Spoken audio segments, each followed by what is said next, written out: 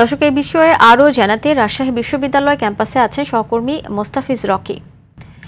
মোস্তাফিজ, দীর্ঘ ৩ যুগের বেশি সময় পর কাল নির্বাচন হতে যাচ্ছে, তো নির্বাচনের প্রস্তুতি ও আইনশৃঙ্খলা পরিস্থিতি কেমন দেখছেন সে বিষয়েই আমাদের জানাবেন।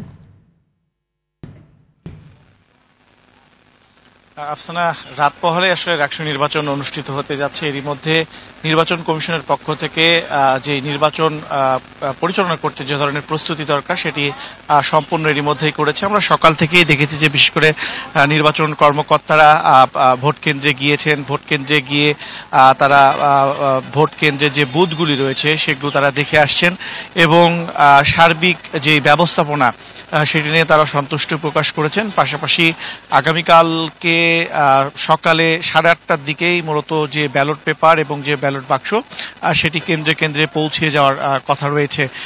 এখন পর্যন্ত আমরা দেখেছি যে নির্বাচন কমিশন যেটি আমাদেরকে জানিয়েছেন যে মোট 17টি কেন্দ্রে এই ভোট অনুষ্ঠিত হবে এবং 900টি বুথে যারা ভোটার রয়েছেন তারা কিন্তু তাদের যে ভোটাধিকার সেটি সেখানে গিয়ে তারা প্রয়োগ করতে পারবেন। এই ক্ষেত্রে মেয়েদের হলে 6টি কেন্দ্র রয়েছে এবং ছেলেদের 11টি মোট হলে এই কেন্দ্র করা হয়েছে।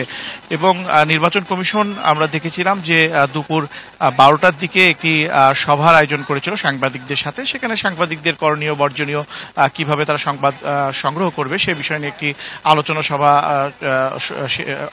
অনুষ্ঠিত হয়েছে। সেখানে কিন্তু এই নির্বাচনটি অবাধ, সুষ্ঠু, নিরপেক্ষ তারা করতে তারা বলেছেন বদ্ধপরিকর এবং এই নির্বাচন করার ক্ষেত্রে তারা বলেছেন যে বিশেষ করে কোনো ধরনের কেউ জালিয়াতি করতে পারবে না বা কোনো আসলে পরিপন্থী কাজ সেটি কিন্তু আসলে কেউ করতে পারবে না, সেটি কিন্তু স্পষ্টভাবে জানিয়েছেন। এবং নির্বাচন কমিশনের পক্ষ থেকে আসলে বলা হয়েছে যে এই নির্বাচনে তারা সার্বিক যে নিরাপত্তার ব্যবস্থা সেটি তারা হাতে নিয়েছেন এবং প্রশাসনের সাথে তারা আসলে যৌথ বেশ কয়েকবার সভা করেছেন এবং তারা জানিয়েছেন যে রাকসু নির্বাচনকে ঘিরে প্রায় 2000-এর মতন সাদা পোশাকের পুলিশ থাকবেন, পাশাপাশি 6 প্লাটুন র্যাব এবং 12 প্লাটুন র্যাব এবং 6 প্লাটুন বিজিবি থাকবেন এবং এই পুরোটাই সার্বিক যে নিয়ন্ত্রণ সেটি তারা আসলে করবেন। এবং আমরা বিশ্ববিদ্যালয়ের বিভিন্ন প্রবেশপথে এখন কিন্তু দেখেছি যে যারা বহিরাগত রয়েছেন তাদেরকে কিন্তু বিশ্ববিদ্যালয়ে প্রবেশের ক্ষেত্রে বেশ কড়াকড়ি আরোপ করা হয়েছে।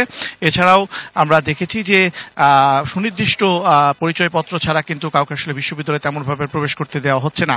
এবং আপনি জানেন যে এই রাকসুজি নির্বাচনে একজন ভোটার তিনি কিন্তু 43 জন প্রার্থীকে একযোগে ভোট দিতে পারবেন। সেই ক্ষেত্রে তাদের যেই ভোট দেওয়ার যে সময়টি সেটি নির্ধারণ করা হয়েছে মাত্র 10 মিনিট, অর্থাৎ একজন প্রার্থীকে ভোট দেওয়ার যে সময়টি সেটি মাত্র 10 সেকেন্ড সময় নির্ধারণ কিন্তু হচ্ছে এই হিসাব অনুযায়ী।